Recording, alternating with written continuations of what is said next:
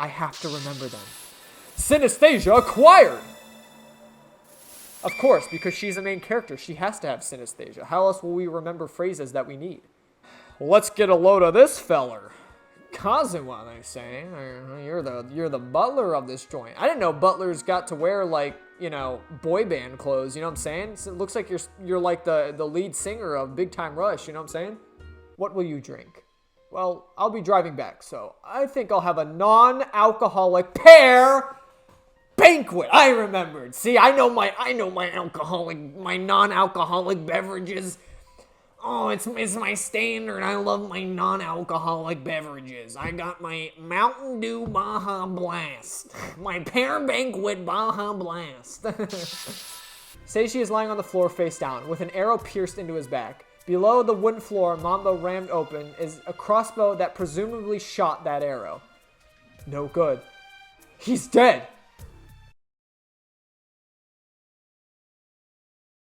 So now we have, this is a new recording session. We're not only figuring out Kosaku's case, but now we have Seiji. And clearly someone wants the head of this family dead. Now, I have some speculation. Let me do some real life investigating here. So, according to their sort of family laws, Seiji was supposed to take over the head of the family over Kosaku, even though Kosaku was the elder brother, but because he left the family, he would not have succeeded the family after the head died. So he would not have taken over. It would have been Seiji first. So to me, it's weird to go after Kosaku first and then kill Seiji. You know what I mean? It seems a little out of order. Wouldn't you want to stop the person who's literally in the role of succeeding as the head? Then the guy that's like, he would have to go through 7 hurdles to be the, because like, he would have to probably reestablish himself back into the, like Kosaku would have to reestablish himself back into the family to become the head of the family. You know what I mean? So like, why go after him first? Now, it might just be a timing thing. Like maybe they were able, whoever the killer is, you know, the timing just worked out better and they were able to separate everyone and like get Kosaku alone, get Seiji alone to murder them. Now, it's easy for Kosaku, because Kosaku literally left and we didn't know his where, so it's easy to explain his murder. Like, whoever he met must have killed him. Like, it's as simple as that. They were never caught. His body was dumped in the ocean with his car, or lake. And that's that. Like, that seems to be easily explainable. I mean, it's hard to gather clues from that, but clearly someone had ill intent. They probably killed him. Judging by the fact that they brought up that, like, the car wasn't damaged, leads me to believe that he wasn't run off the road. But they still said he was driving erratically, so I don't know if what got him in a panic. Maybe he was shot at the scene of the crime and he tried to, like, drive himself to the hospital, or at least drive away, but he was so injured and, like, he must have passed out behind the wheel and died. But the gunshot wound would have been in the autopsy. I don't think the game would do something like that, where it'd be like, oh, we're not going to give you every clue.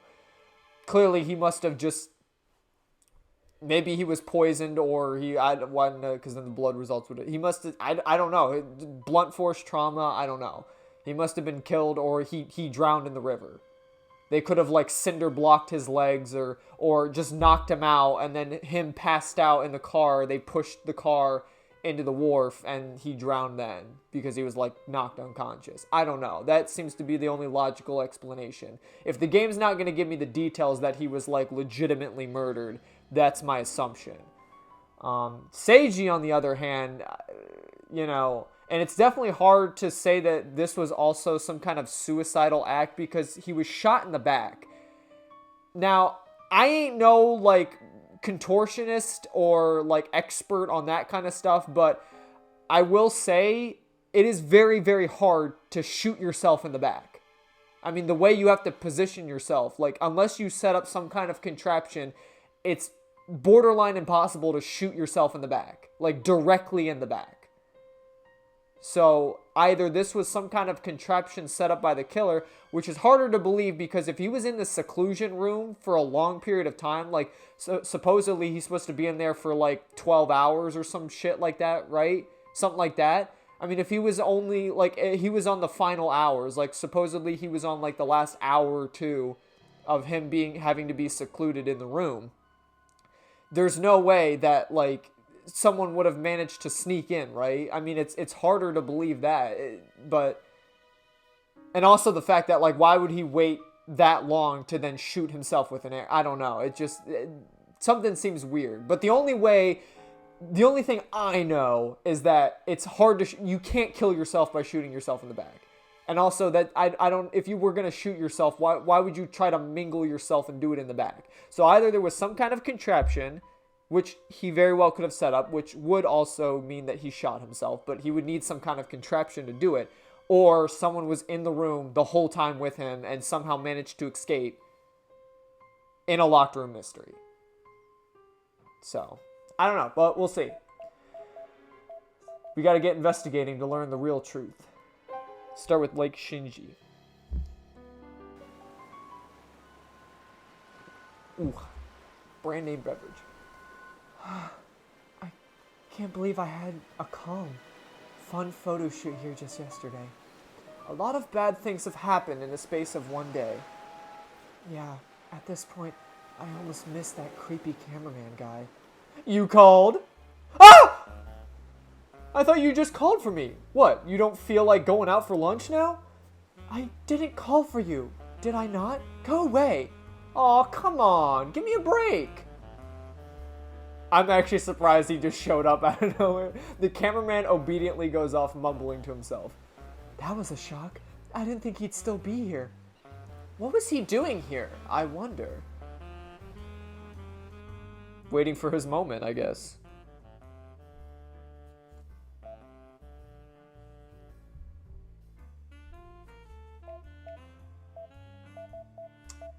That should have been a goofy little trophy, to be honest. I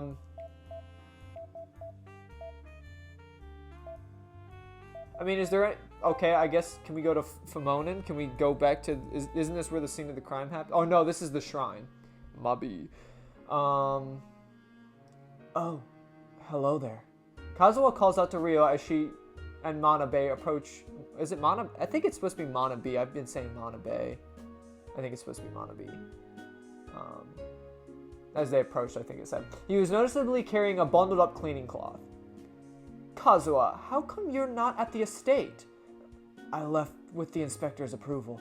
I'm here with Lady Ryoko. She's cleaning the Kodoshiro family graveyard. They should be holding the questioning in a bit, but given that I was with the inspector the whole time, they don't see me as a suspect. Likely story, buddy. I think you did it. You were tired of being pushed... Actually... I don't know. I'm usually my intuition's pretty good, but I'm not super rock solid. But I could see him being the murderer, at least for Seiji. He's definitely like an accomplice. I feel like he has a motive for Seiji. I mean, Seiji, like, literally the first time we interacted with Kazuha, he was getting beat up by Seiji. I feel like that's enough of a motive to be like, fuck you, I hate you, I want to kill you. I don't know, that's just me though. Oh, you must be relieved that Inspector Manda can serve as a witness for you. Yes, to begin with, when he... Well, that's true. Well, but like I said, you could set up a contraption. Sure, he, you know, has eyewitness that he wasn't in the room with Seiji when he died.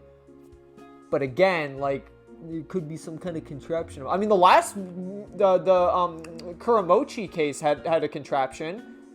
They literally used a fucking drone to knock over the thing, like pull the wire and knock the chemicals in the resin, or not the chemicals in the water and turn the freaking frogs gay. But yeah, I mean, they used a contraption there. Like, no one was actually present at the scene of the crime when she died. So, I'm just saying. To begin with, when we heard the screams, none of the people in the estate were near the room. It must have been an intruder, yes? Yes, that sounds possible. I hope so. Yeah.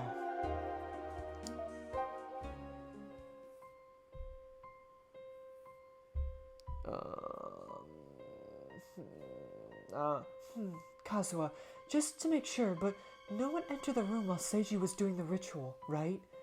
I'm quite sure no one entered, yes. I was in the opposite room, and my door was open. I had a clear view of the door to the seclusion room. So yes, I don't believe anyone entered the room. Plus, if anyone passed through the corridor, Lady Ayane would have seen them, and she did pass through there.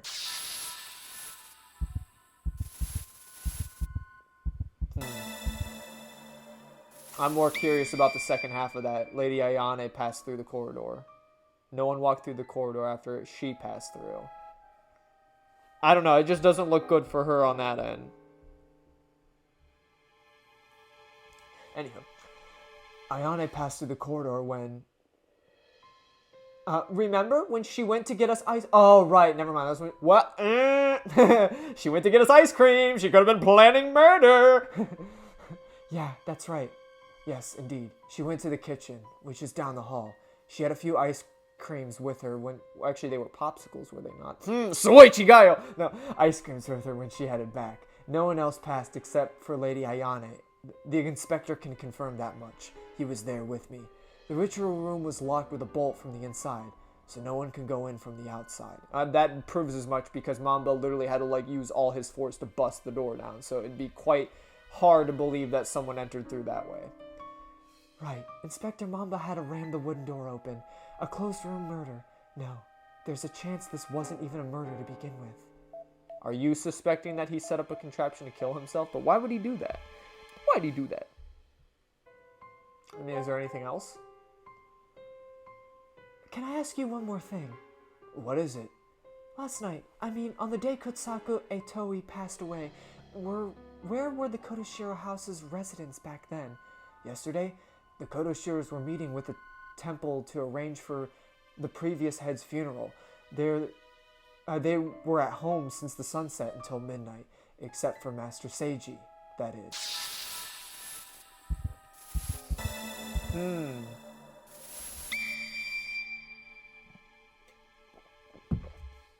Are you thinking that maybe Seiji had something to do with Kosaku's murder because he was just making sure that he would guarantee that he's the head of the household?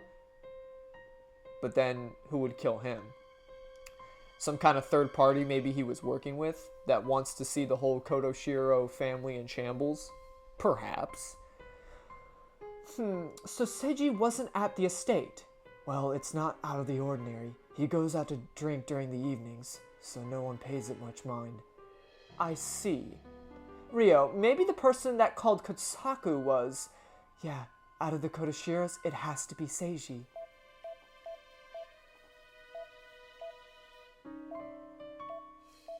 Anything else?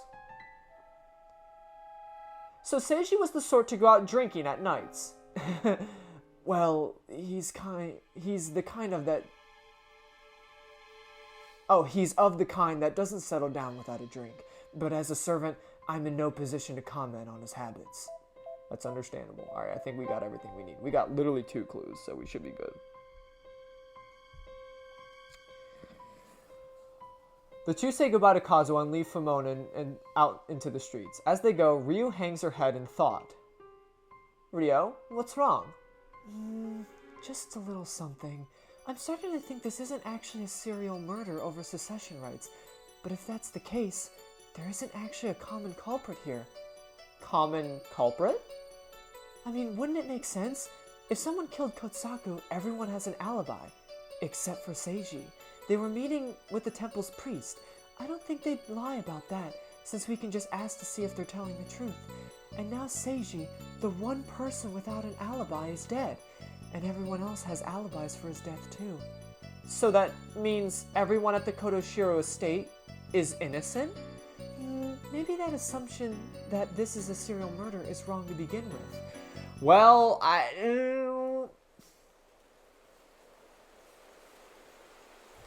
don't know, because at first we thought it was murder for the Kuramochis, but then it was suicide, but then we realized suicide was wrong.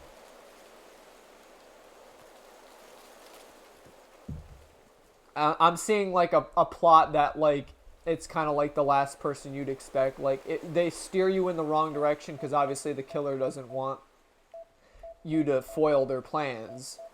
So it's leading me to believe that it is one of the Kodoshiros. Even though they all have airtight alibis, there's probably some missing information. Again, there could be contraptions set up, what have you. I would almost believe that Seiji was involved in Kotsaku's death, but then the third party he probably worked with to help kill Kotsaku turned on him, which probably was a member of the family. That's one of my assumptions. That they want to see both the successors of the clan die so that they can rule. So, I don't know. That's just my assumption. I don't know. Can women, like... Because I'm thinking what Kosaku's, like, sister... Shit, I forget her name. Ayane's mom. I mean, she could be a potential... You know what I mean? But I don't know. I don't know what the rules of the clan are. Is it... Can women be heads of the clan? Usually that wasn't really, like, a normal thing. I thought, like, women weren't, like, usually, like, the heads of the clans or whatever. But I don't know. It could be different here. Maybe women can hold the power of the clan, I guess. Anywho. I guess... I mean, we should probably go back to the scene of the crime, right? That seems important. The Kodoshiro estate is surrounded by patrol cars. A crowd of onlookers is standing at a distance away, whispering curiously among themselves. Ryo crossed through the audience as they were ushered in once they had told the police they were related to the case. Davey! Okay,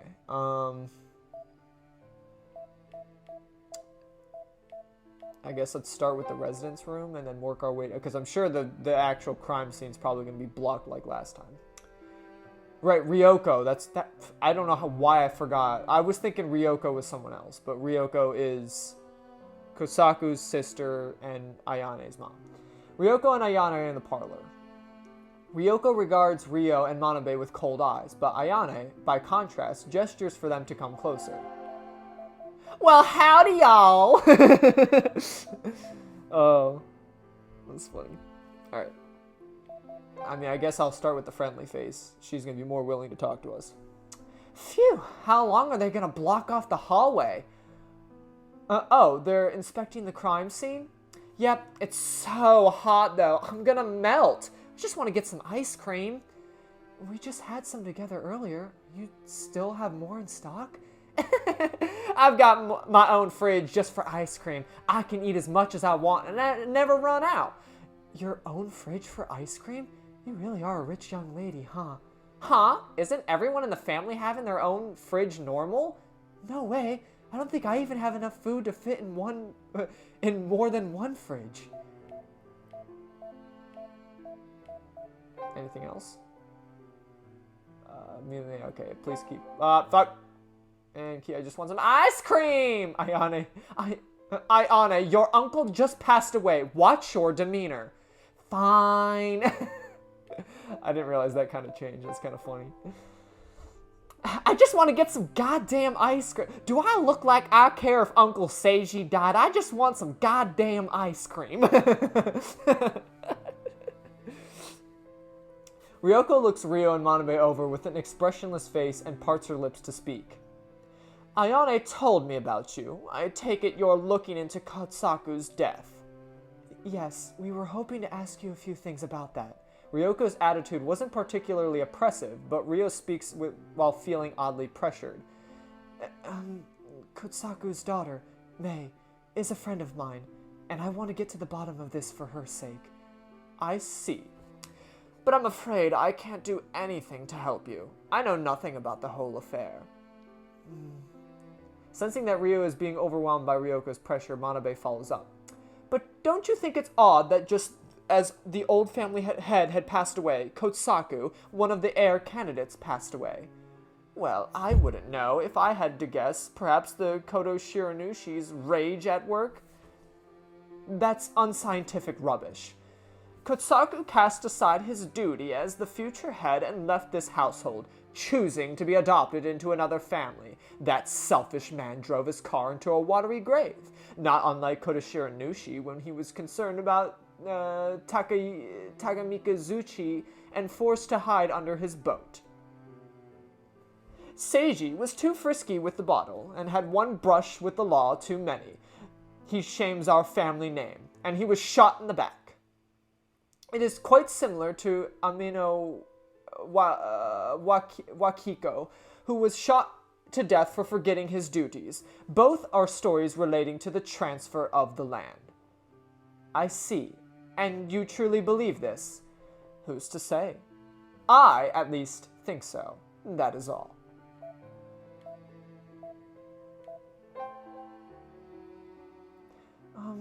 I've heard Kotsaku was supposed to come here today to discuss the matter of inheritance. Is that true? Yes, that was the plan. I don't think Kotsaku was going to nominate himself as heir. And what makes you think so? Well, if he was going to do the secession ritual, he'd have to forego eating eggs and meat, right? Since Kotoshiro Nushi dislikes those foods. But that last night, he had dinner with us, and it didn't look like he cared about that. He ordered a chicken dish. Ryoko had listened to Ryo with closed eyes, but opened them silently upon hearing this. I see. Your assumption is probably correct. I too suspect as much. He would likely participate in the ritual as part of the process, and had no desire to become the next head. Ryoko, is that what you think? To begin with, he cast aside this family because he had no attachment to such matters. I doubt he'd suddenly start wishing for that position. Right. I don't think Ryoko is lying. I thought Ryoko would profit the most from Seiji's death, since the position of family head fell to her. Oh, so we're basically now assuming that she has no motive for it either. Like, she doesn't want to become the head either. And if she knew Kotsaku wasn't a rival at that position, she had no motive to kill him. Or at least as far as killing Kotsaku, right. Maybe she still wants to be head. She could be working with a third party, but clearly she has no real involvement. But, well, because, I mean, how would she know, right? How would she know? Because it seemed like she raised her eyebrows to the idea that, like, oh, it doesn't seem like Kotsaku cared about the head. As if she, like, didn't know. So, like, if she was involved in the crime, how would she have even known? If that makes sense. I'm kind of, like, stretching on a whim there, I guess. Like, we're assuming the fact that she's not related to Kosaku's death because she is, like, aware that he didn't care about becoming the head. But it seemed like she still raised her eyebrows in the fact that, like we said, oh, well, he had chicken for dinner. So clearly he didn't care. He wasn't going to go through with the ritual. He didn't care. He wasn't trying to be the head. He was probably just coming back to sort family affairs. You know? But, like, how would she have known that? Like I said, she raised her eyebrows to that. It's like, true. It seemed like he didn't really care. Well, it's like, well, now she knows after she could have committed the crime. I don't know. That doesn't seem like very solid evidence, but I could see why, like, it's trying to steer you away that she's not Kosaku's killer, at the very least. I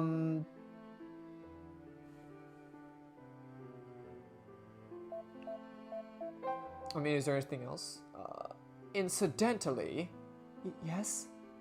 Mei, you called her, Kotsaku's bereaved child. Yes, Mei Aoto. She may be a child of the Aoto family, but she is still my niece by blood. I am willing to extend her aid so she does not live in want. Do tell her that if she is in trouble, she may come to us for help. I will. Ryo did worry for Mei, who had lost her father's financial support, and so she was relieved by Ryoko's words. If this is true, Mei would not have to struggle to make a living. Okay, well, that's at least nice of her. Is there anything else? Incidentally, yeah. Okay. Financial support. And I think she was still talking about ice cream, right? Yep, alright. I think we've exhausted all options here. I'm assuming the police are blocking this off, but it's worth just, yeah. A number of officers are standing in front of the door to the seclusion room. The atmosphere feels quite flustered. Noticing Ryo's approach, the officers block the way. Hey, we are currently investigating the crime scene. You can't go any further. Where can we find Inspector Mamba? And the inspector? He's checking the room. Either way, please clear out. Apparently asking here isn't an option. Rio and Manabe decided elsewhere without making a fuss. Oh, decided to go elsewhere without making a fuss. Jesus Christ. Already starting off strong in my reading skills.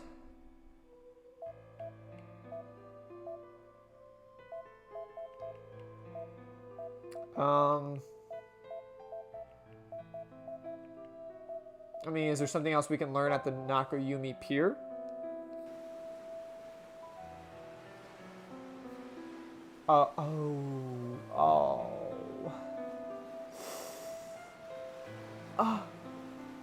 Rio comes to the wharf. Upon seeing Mei there, her breath catches in her throat.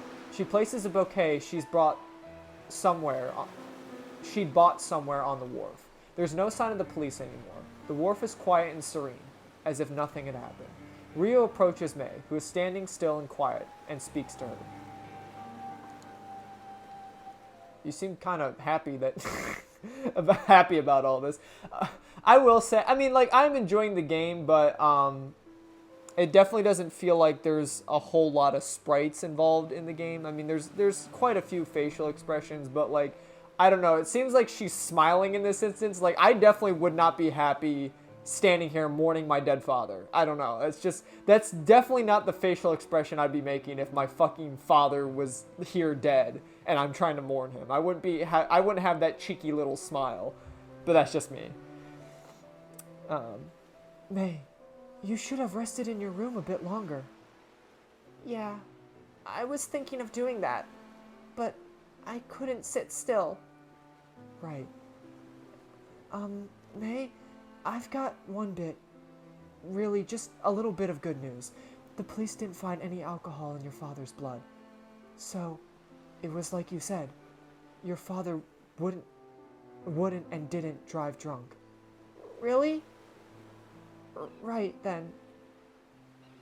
Thank you, Rio, for letting me know. Yeah, but now we don't know why he was driving erratically. Did your dad maybe have some kind of chronic disease? Maybe he had a seizure? Mei simply kept shaking her head in denial. The closest thing he had to a chronic disease was high blood pressure, and he took medicine for that. I don't think that would cause a seizure. Right. Yes, understood. This is the only thing I can say right now, but I think I'll be able to tell you the truth about your dad's death soon. So wait for me. Mei stays silent and simply regards her with a small smile. Rio meets her gaze and smiles back, and the two of them leave Mei behind and leave the wharf. Wish I had more good news, but sadly we are still investigating. Alright. Restaurant Bear is the last place we have.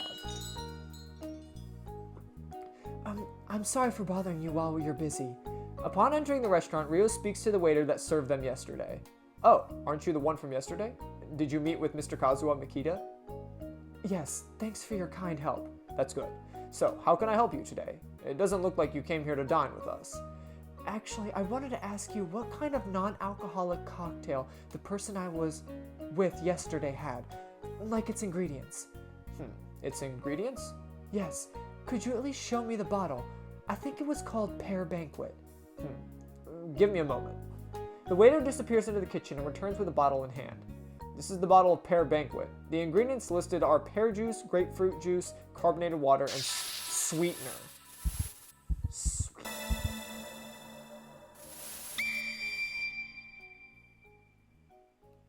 I'm assuming those ingredients are important to remember because it's probably going to have something to do with his high blood pressure, right? It's grapefruit? Grapefruit, maybe? Huh? There was grapefruit juice mixed in there too? Yes, this cocktail is made by mixing two types of fruit juice, so... I see. Thank you very much. I'm sorry to have bothered you in the middle of work. Huh? Leaving the baffled waiter behind, Rio rushes out of the restaurant. Tally-ho, away! My work here is done. Huh? Wait up, Rio! What was that all about? Does it have anything to do with the case? It was everything to do with the case. We should be thinking of Kosaku and Seiji's death as completely separate from one another. What do you mean? He might have an alibi for Kosaku's death, but we can't assume Seiji's death is completely unrelated. Huh? Wait, what do you mean by that? Hey, Ryo, answer me! Ignoring Manabe's puzzled question, Ryo walks off with a quick gate. Manabe gives up on asking questions and goes after her.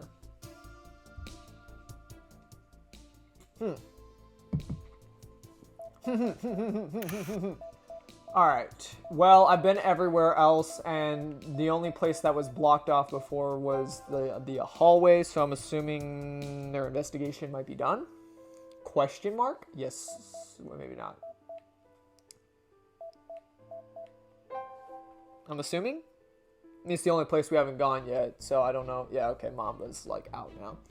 A number of officers are standing in front of the door to the seclusion room. The atmosphere feels quite flustered. They notice Mamba was inside. Inspector Mamba, can I ask you a few things? Oh, it's you. What is it? Could we see the crime scene? The seclusion room again? That's a bit of a tall order. Please, we won't touch anything in the room.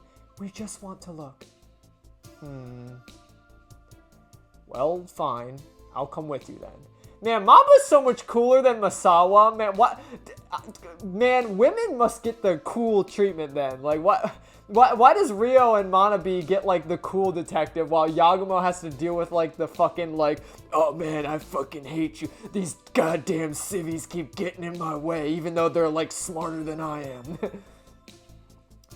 Just make sure not to touch it. Like, literally, he's letting us in, like, a confidential room. Like, this is ordinarily not something that, this is, like, secluded off to everyone, minus maybe the family, obviously, of the residents.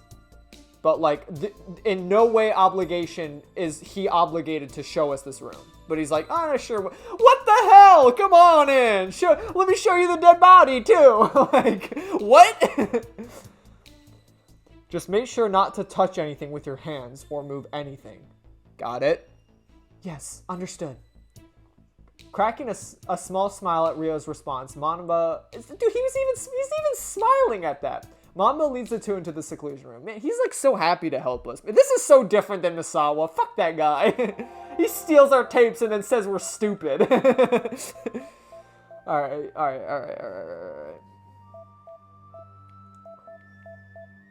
Damn, you still left the bloodstain there? Okay. Let's go to work. This is the kind of thing you don't usually see at a shrine. It's called a himagori. I assume this was set up because this ritual is for Kotoshiro Nushi. I get that, but it's still a pretty scary sight.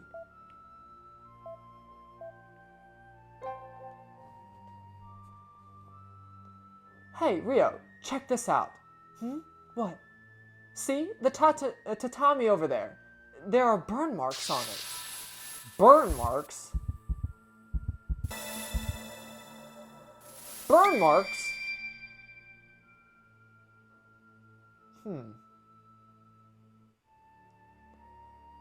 Like Manabe says, there is a faint burn mark across from where the crossbow supposedly was. You're right. I wonder why. Maybe it was burned by a cigarette, or something of the sort.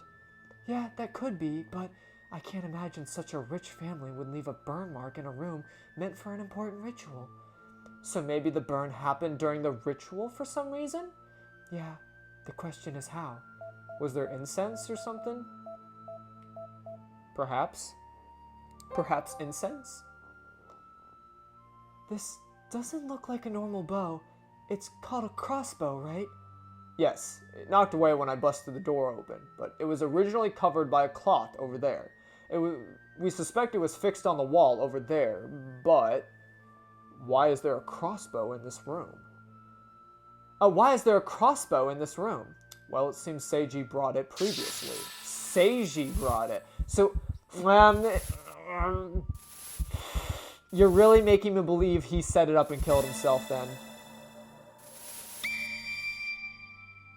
Man, but that's such a lame conclusion.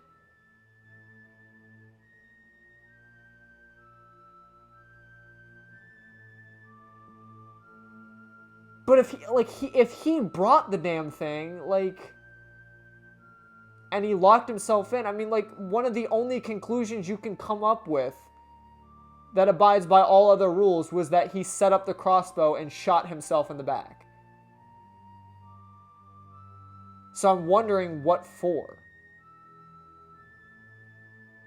Because I highly doubt if someone was in the room with him that they would be able to make it out.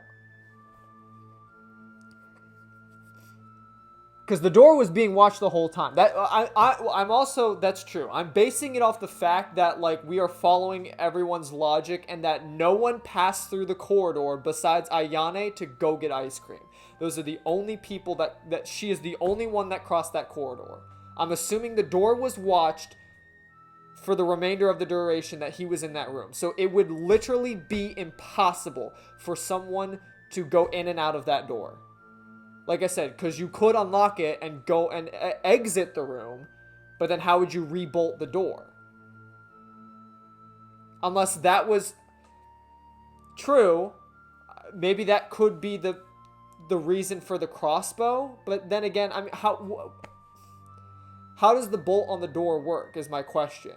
Because I'm thinking, like, did they set up some kind of contraption where the crossbow would shoot the bolt into place? But that seems highly unlikely, because if it's like a bolt, like a normal bolted door where you have to, like, slide it up, slide it over, then slide it down, it would be impossible for a crossbow to just shoot it into place. You know what I mean? I don't know. It's just, it's looking more likely that he shot himself. Like, he set up the crossbow to just shoot himself. I don't know what for, though, but guess that's what we're here to find out. Huh? This belongs to Seiji himself? Yes, apparently he brought it in a few years ago, and he used to shoot animals around the area. That's awful. He received fines from the police for breaking animal rights. Apparently Miss Ryoko put the bow here, since the room isn't in use. Oh, not as in, like, he didn't bring it in, like, he didn't make sure to bring it into the seclusion room. It's just been sitting there. Okay, well, a little more open for debate. They made it sound like he literally brought the damn thing into the seclusion room for this, like, specific reason. But if the crossbow's just been sitting here this whole time, then right. But there's no way it just misfired now and killed him right? That's too much of a coincidence. Yes, that's quite hard to imagine. Or is it? Bum, bum, bum. Bum, bum, bum. I mean, there is a window.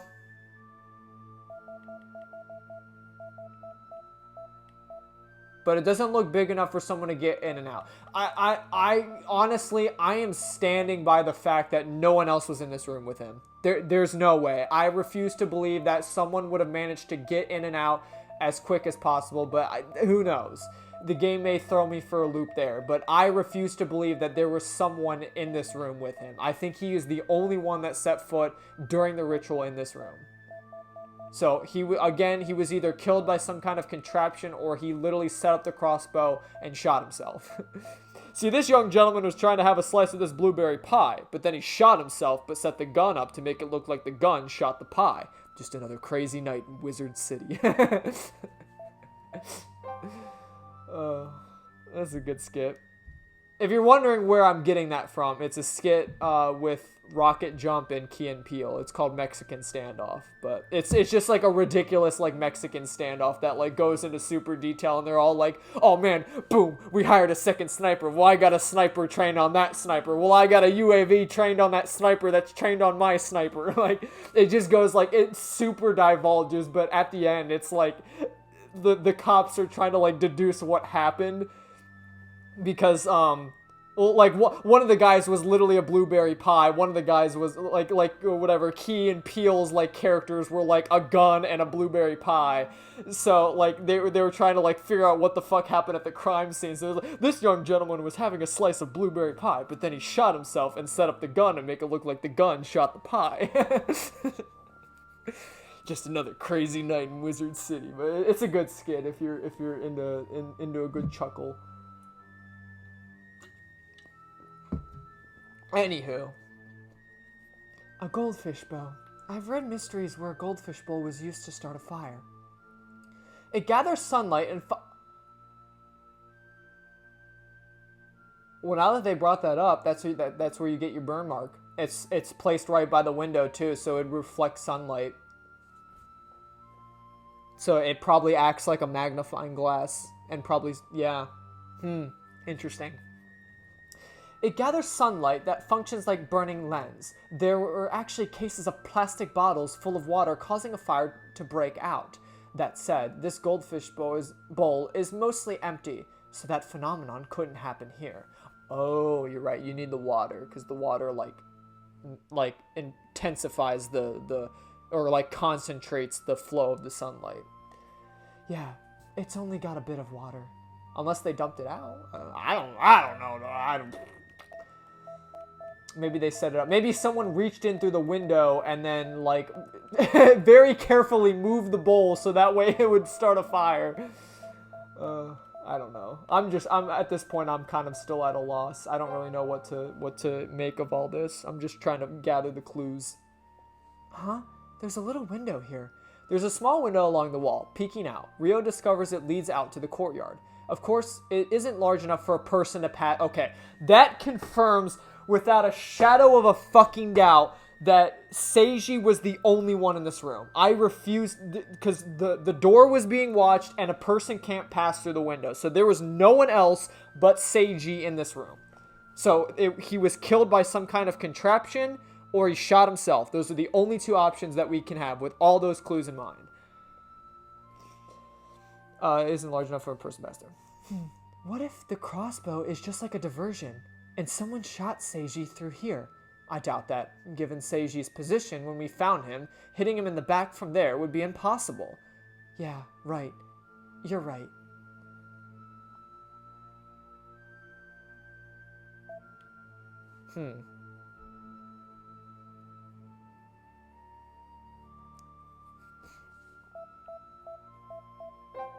I mean, should I small window.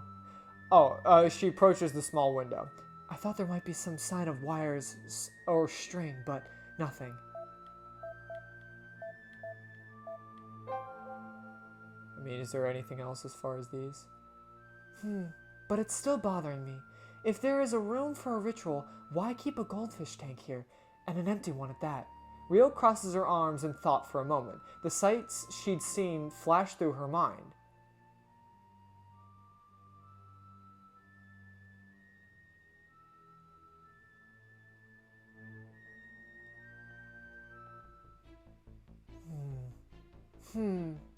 Wait!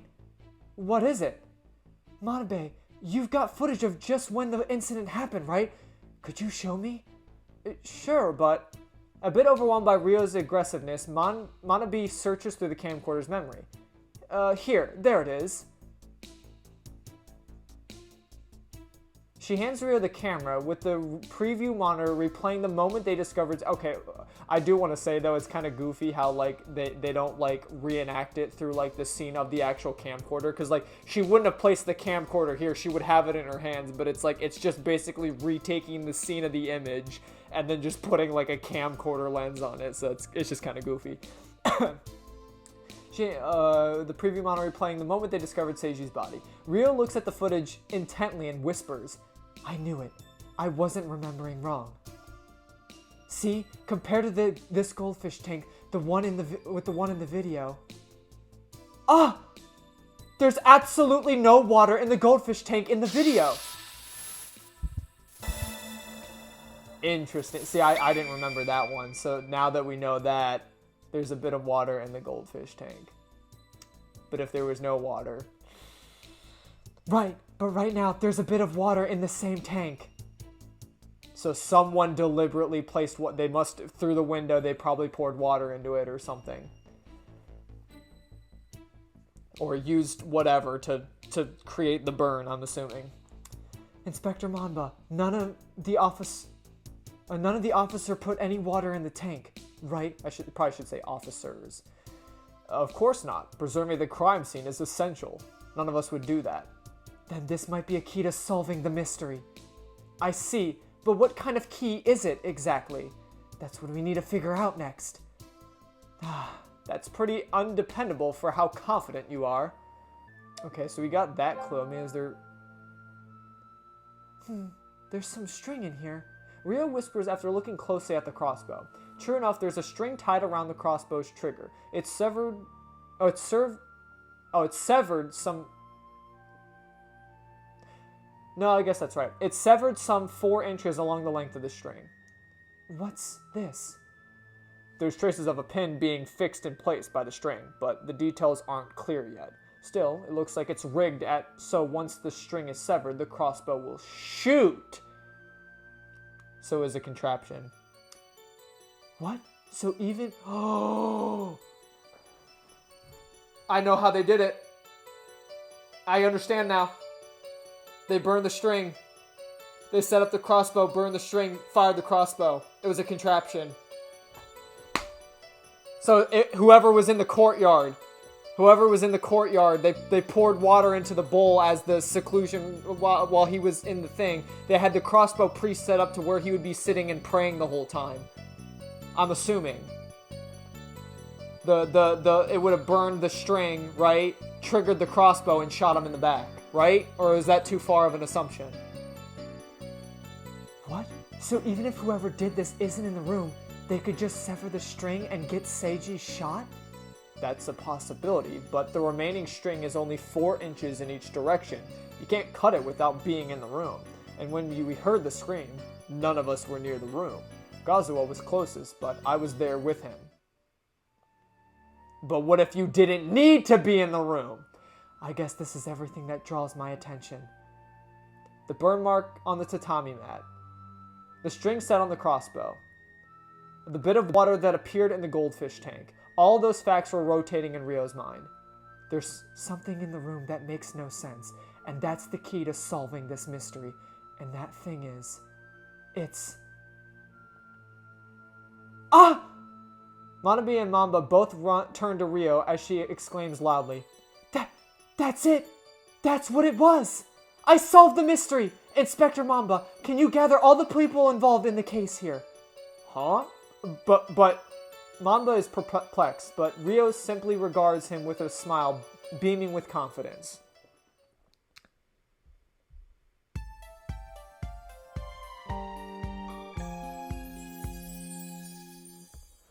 The solution.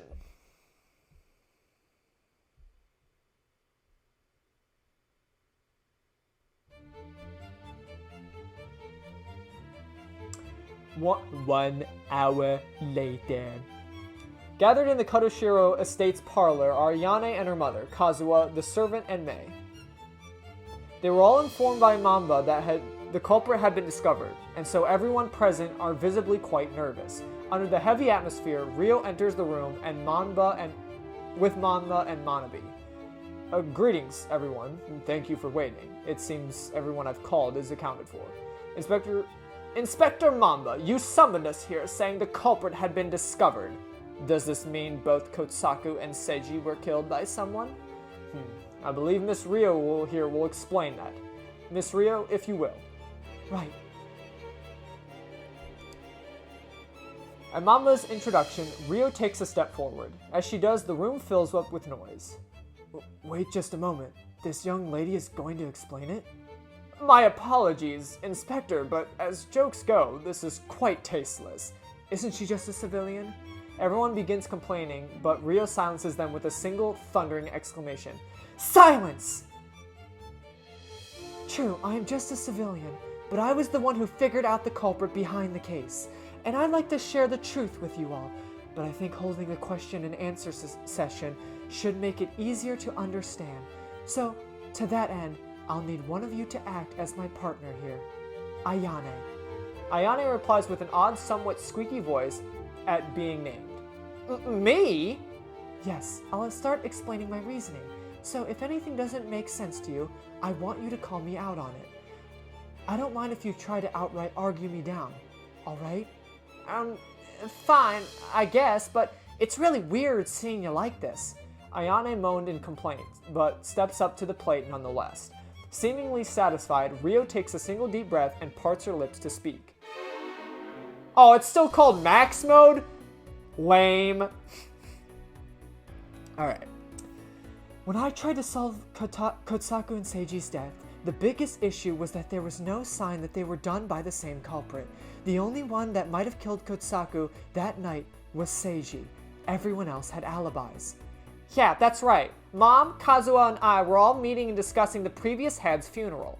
Yes, but then the only person without an alibi, Seiji, died next, in which case the two murders didn't have a common culprit.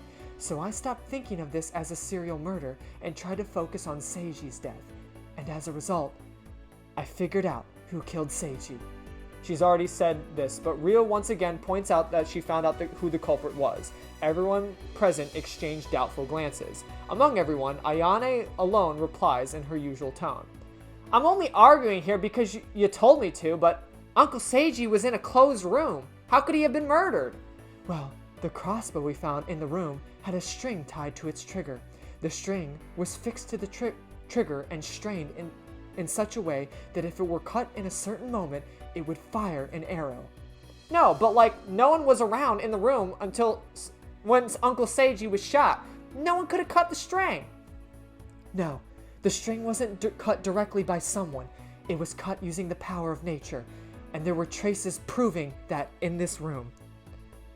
And the proof is, there were faint burn marks on the tatami mat.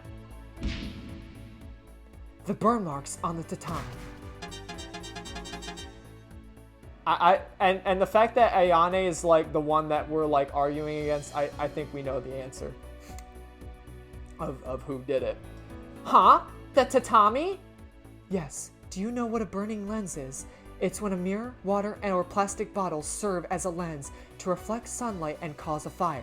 And that's the culprit's trick this time. Hence, the burn marks on the tatami mat. Oh, wait, hold up, wait a second. There aren't any mirror or plastic bottles in the room. So how? They used a certain object, and only one person could have set it up. In other words, whoever set it up was the culprit. Okay, but like, when and how did the culprit set it up? Is it like a closed room, you know? Well, that was...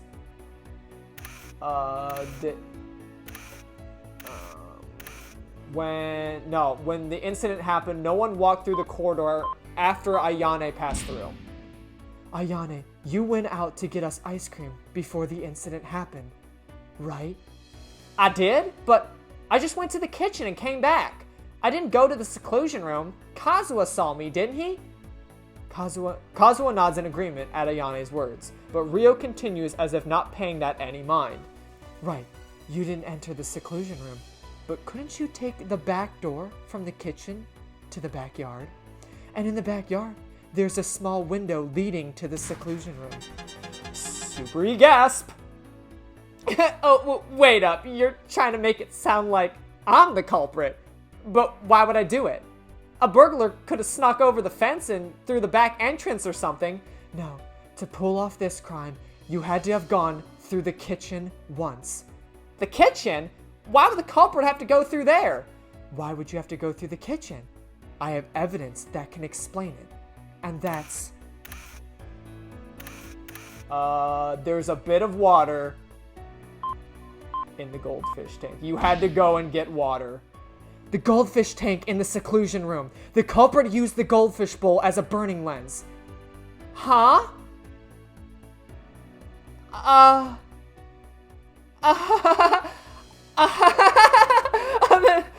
Hilarious. Hilarious?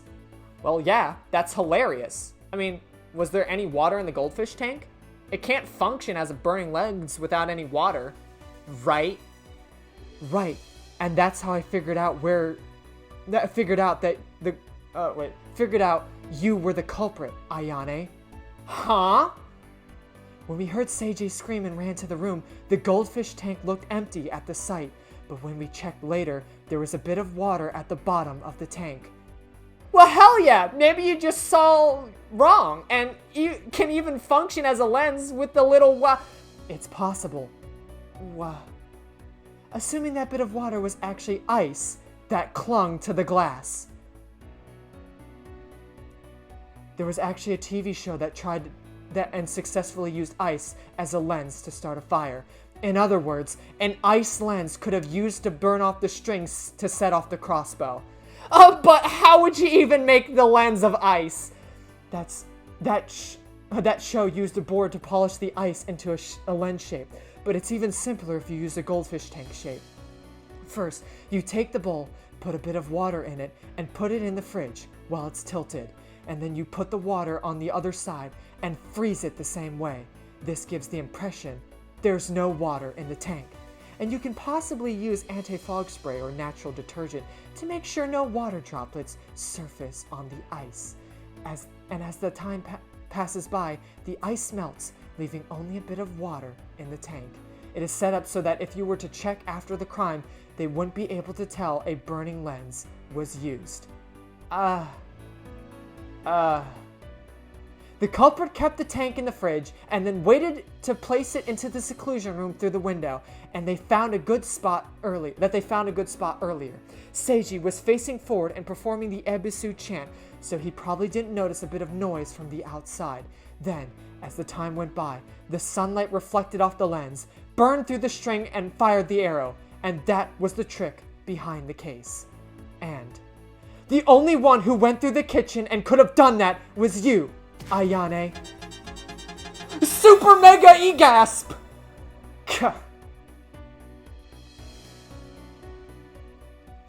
I guess this is the end of the line.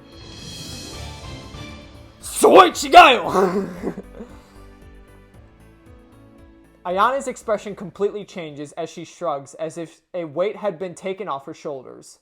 Yeah, the reason why I said that earlier, the reason why we picked Ayane out of the crowd is because we know she's the culprit now. So yeah, it wasn't just, let me pick a random volunteer. No, Ayane was the culprit. Because she was the only one that would have passed through. It made sense. Now, I didn't fully understand the fishbowl. I just knew the fishbowl was used as far as the burning the crossbow thing. But obviously, it seemed like only people of the estate would have been able to do it. And if no one else passed through, it was lining up. Once she brought up, the whole, there's water in the fishbowl, it was okay, so someone literally got it. There was no water in the fishbowl prior, and then there was water in the fishbowl. Then it was someone got it at that moment. Right. You got it all right. You got it all right. I did it. That asshole would always drink and get violent. He'd shoot animals with his crossbow, beat Kazuha. He didn't deserve to be the family head. So I've been preparing forever to teach him a lesson. When the right time came. It was the same time that with Uncle Kotsaku. He was a selfish bastard who ran from his family, and Mom had to clean up the messes he left behind.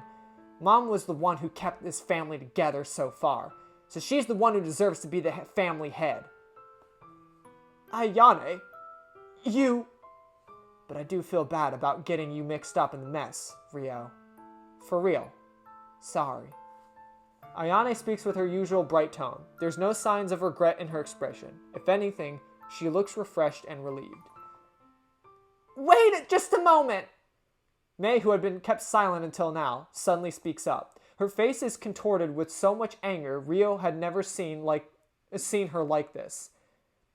You killed my father for something like that? You didn't have to go that far! Why? Why did you kill my dad too? I didn't know about your dad. Huh? I didn't kill Uncle Kotsaku. I was honestly shocked to hear that he died. I figured that so long as it wasn't that piece of shit Seiji, I wouldn't mind if Uncle Kotsaku came back and became the next head. That's a lie! Then what? Ryo steps forward as if to stop Mei from pressing any more on Ayane. Ryo? Mei, what Ayane's saying is true. Ayane didn't kill Kotsaku. But then who did it? Ryo shakes her head and after a pause tells Mei the truth. Nobody set up his death. It really just was an accident. An accident? Because remember, that's our clue with the whole drink thing. Makes sense now, right? He must have had some kind of seizure while he was, because he had the pear banquet that had the grapefruit juice or whatever, which would act up his, like, blood pressure. So he probably had some kind of seizure.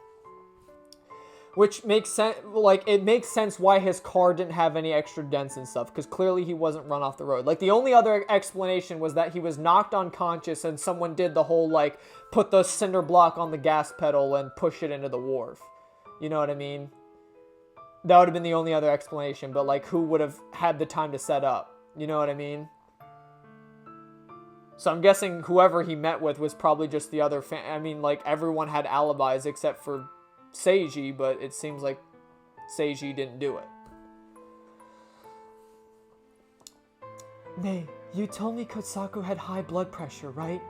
And that he's taking medicine for it. Yeah?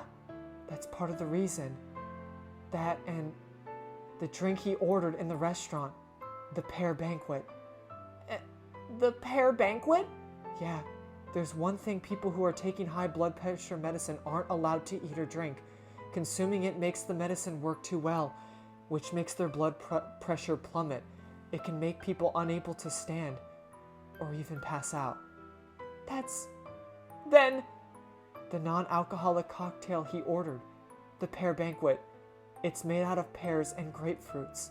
He probably can't eat grapefruits with his medicine, but because the drink's called pear banquet, he didn't know.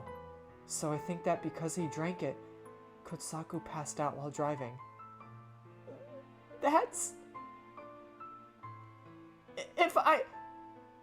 If I had noticed that, Dad wouldn't have died.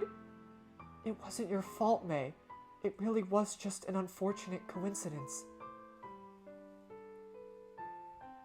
But...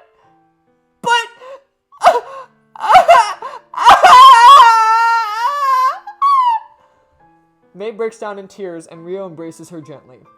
Behind them, Mamba quietly leads Ayane out of the room.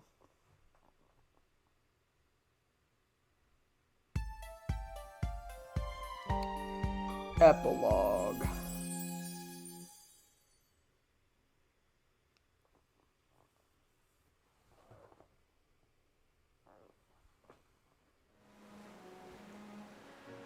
The next day. Oh god. Wait.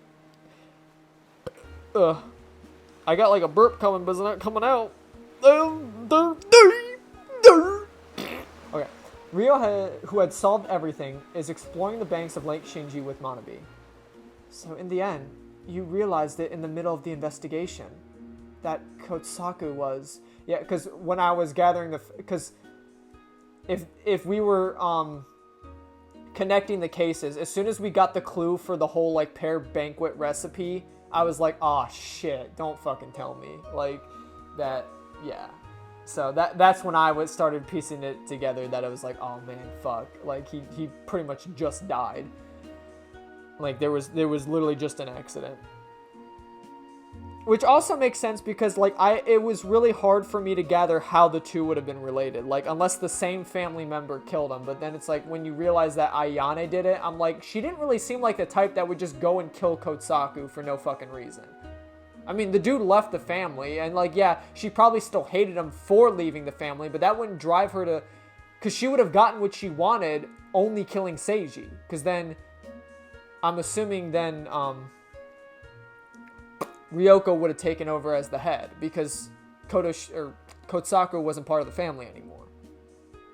And he had no intention of stepping up to the plate. I'm sure she probably realized that as well. But, anyway. It makes sense now that the case is closed. Yeah, I'm sorry. I figured it would shock May. Even back then, I wasn't sure if I should tell her up until the very last moment. You did good. Manabe gently pats Rio on the head. Aw, head pats. Can I get a head pat from Manabe? Oh, and also, I didn't want to mention it. I mean, I haven't mentioned it till now, but I guess now's a good time since this case is closed and all that. Manabe is wearing the same necklace as,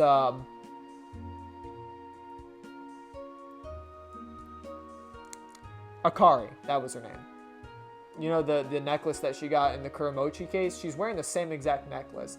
And now that I think about it, I don't know if it's a detail or not. I don't know, because I'm like overstepping and thinking things, but Manabe looks a lot like Akari in the Kuramochi case. I mean, they have relatively the same facial features and the same hair, just in a different style, but I don't know, because I'm still trying to piece together, because obviously this whole thing is trying to tie into that decade-old film with the accident. Like, clearly, like, the filming of this movie, there's a lot of accidents that keep happening and they're piling up. I'm assuming with all these accidents, they're all somehow, like, related to some serial, like, coincidental, like, murder mystery case. I don't know. I feel like it's all gonna link into something. And especially if you think back to, the very beginning of the game with the person jumping off the building. Like, how does that tie in? You know what I'm saying? Like, it seems like all of these are gonna tie into, like, that whole, like, decade-old film. We're gonna get all the answers at some point. I don't know when. Again, I don't know how many true chapters there are. I'm assuming there's probably relatively at least, like, 3 or 4 chapters of each character. So, we, at the very least, probably have, like, 3 more. I'd assume. Maybe not. I don't know. But,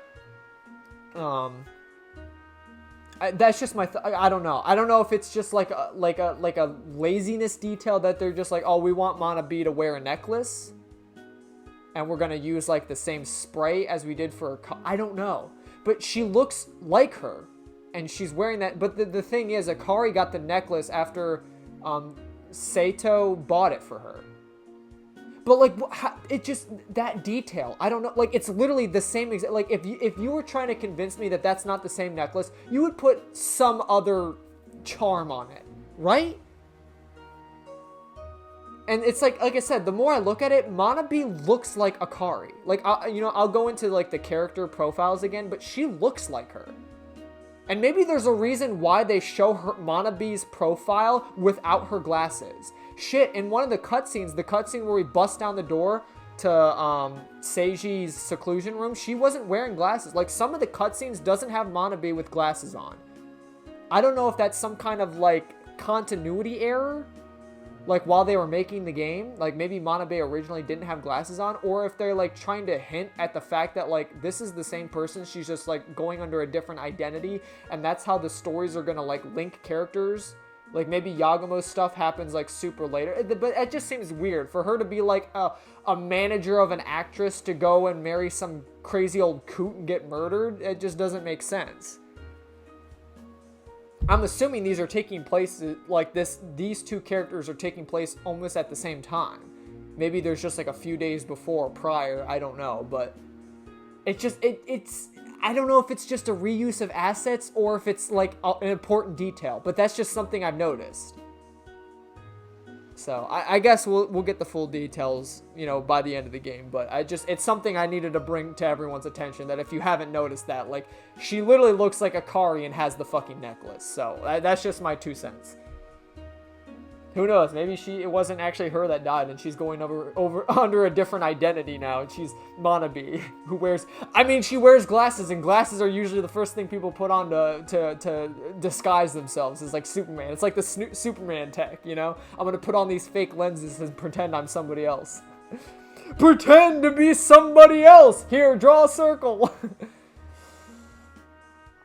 Losing a loved one so suddenly is tragic. The fact there wasn't a culprit meant May doesn't have to keep holding a grudge against anyone. In a way, I think you saved her. You think? I hope so. I'm sure of it. You're so nice today, Manabe. That's rude. I'm always nice. So long as you don't start spouting out weird puns. Well, I guess I can't exactly fix that habit. My God. Manabe signs in exasperation and turns her camcorder at Rio. Now, give us a one-liner to wrap this up, star actress. Well... Let's go. 3, 2, action. And so ended our encounter with the first case. We couldn't save everyone involved, but I did save a good friend of mine, and I'm satisfied with that. Let us meet again this time, in the land of Iwami. All right, that was passable. Oh, all right, that was passable. You're back to being strict Manabe again.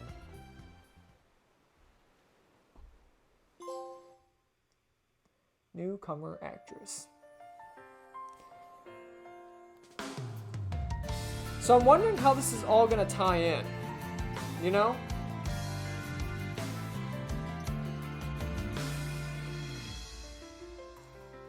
But it's just, I don't know. But see, in this image, she doesn't have the necklace. Like, I don't know. I think it's some sort of continuity. It has to be. Because there's other images where she doesn't even have her glasses on. You know what I mean? I think I'm overthinking things. But that's just something that I noticed. But, like, why would they do that? You know? If it didn't play some kind of vital role. I mean, at some point, all these cases have to be related. I'm assuming they all go back to that whole, like, accident with the truck thing. The whole, like, oh, because they're getting involved with filming in this district, you know, like, bad things happen. Bad thing happens to filmmakers who film in this district, I guess. I don't know. That could be the whole overarching case. But again, there's also that whole thing, like I said, with the person at the very beginning of the game that jumped off the building and died. Like, how was that related? That I'm assuming that was some kind of, like, prequel event that started everything, right?